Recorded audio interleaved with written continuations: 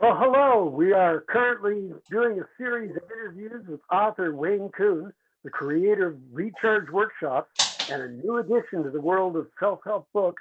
It's time to recharge. Wayne, welcome to our show.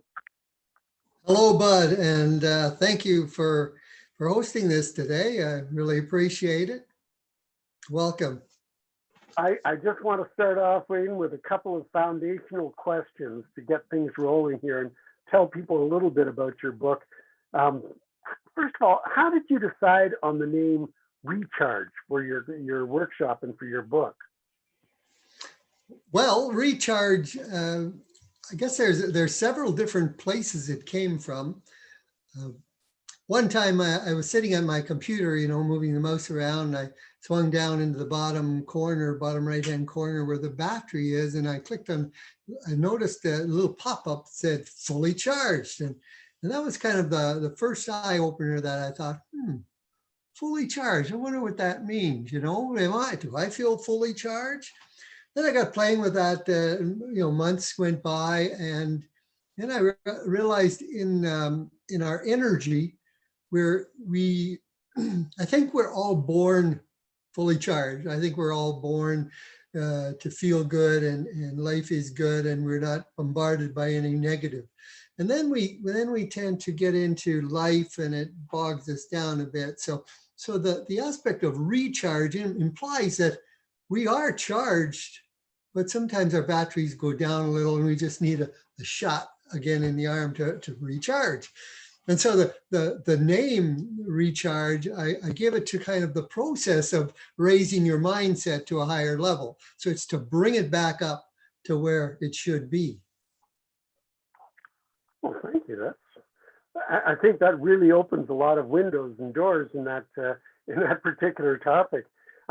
Another question that I really wanted to ask you right off the bat is, a lot of times I'll see you when you're presenting or when you're doing a speech or even just a picture of you, your business card, for heaven's sakes, there's red balloons in it. And I wonder, what is the deal with the red balloon?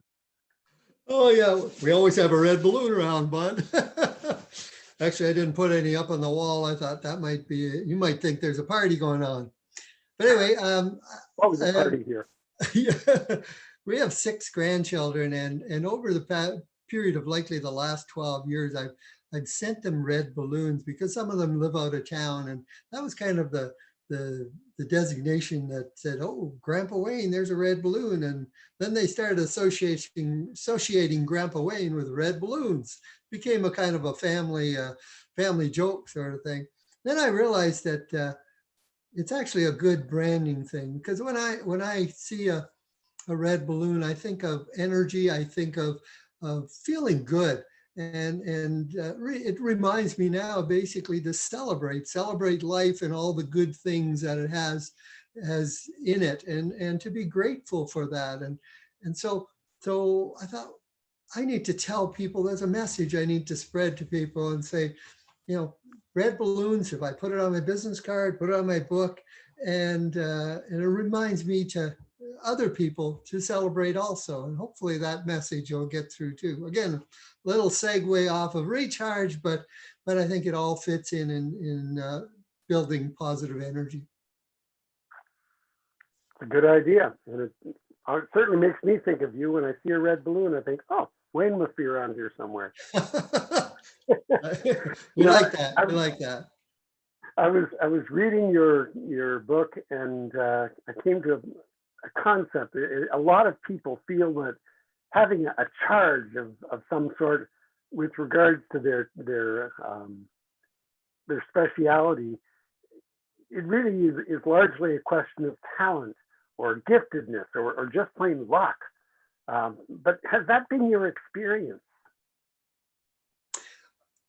I've been doing some studying on that, and I always thought that, oh, they were born to, they're just people that are just gifted and they're born that way.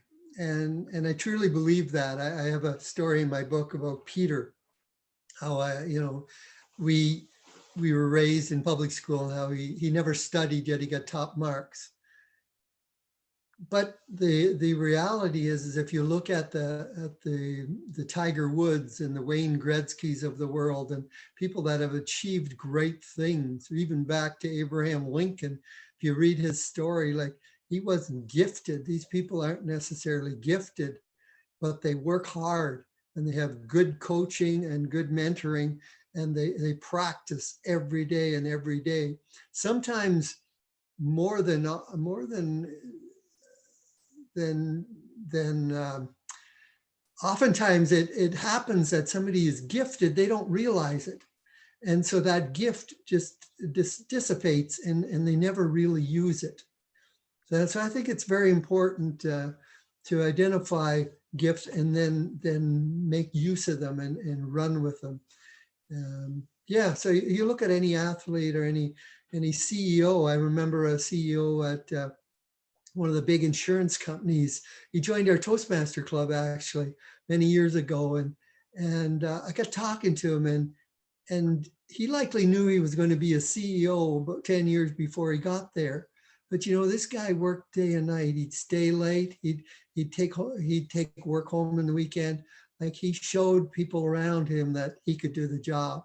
So that's it was good. He's smart, but he worked really hard. And so I think there's more to that if you're focused on what you really want, talent isn't number one. It's what do you really want, and then when you decide what that is, focus on it and put everything, all your energy into that one thing. It's good to have talent, but it's what you do with the talent that really matters. I agree. Mm-hmm. So, and another aspect of that, because I've met a lot of people over the years, and apparently there's discussion over whether or not someone should be given a title based on the level of their education. There's Dr. So-and-so and that sort of thing. And you talk about in your book about education and about, well, you were talking a minute ago about how you had your friend Peter in school and that he always did well in school. But you suggest there's more to success than a good education in your book. Could you tell us a little more about that? Yes, I think sometimes we're told by society, and again, this goes on in my book. I talk about our belief system, where that comes from. But we're told that get a good education, you'll get a good job, and usually those do line up. But what you do with that is up to you. So if you want to be a doctor or a surgeon or a lawyer or something, yes, you do have to go to school and develop and take so much curriculum so that you achieve certain certificates to get that job. But once you have your doctrine, what you do with it is up to you.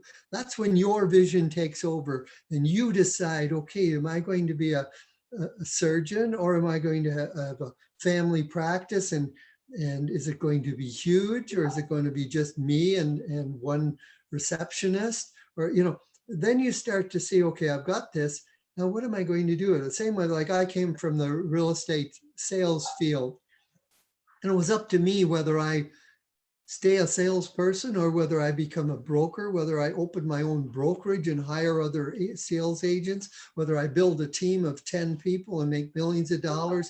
That's my decision as to what I do with that. And so no matter what your education is, you have to focus on what do you really want. And once again, I'm repeating myself, but what do you really want, Bud, is the question as to where you'll go. Makes a lot of sense to me. It sounds a little bit like you're saying, talent is good, education is good, but you've just got to charge right in there and do something with those two tools that you've been given. And there are other tools we'll talk about later on. To my audience, I want to say this book is a really good read, and it's going to change your life. If you are interested in developing your talents, your abilities, using your education, you want to get this book by Wayne Kuhn, Recharge. and you can get it on Amazon, or you can get it by contacting me or by contacting Wayne. Actually, if you contact me, I'm just going to redirect you to Wayne. But the idea is get the book because it's going to make a really big change in your life. Thanks very much, Wayne, for joining us today. We're going to continue in this series. We're going to be back again tomorrow, and we'll talk about a little more about the book. But for the present, just get your red balloons out and enjoy your life. Thank you, Bud, and thank you, and we'll see you again soon. Indeed.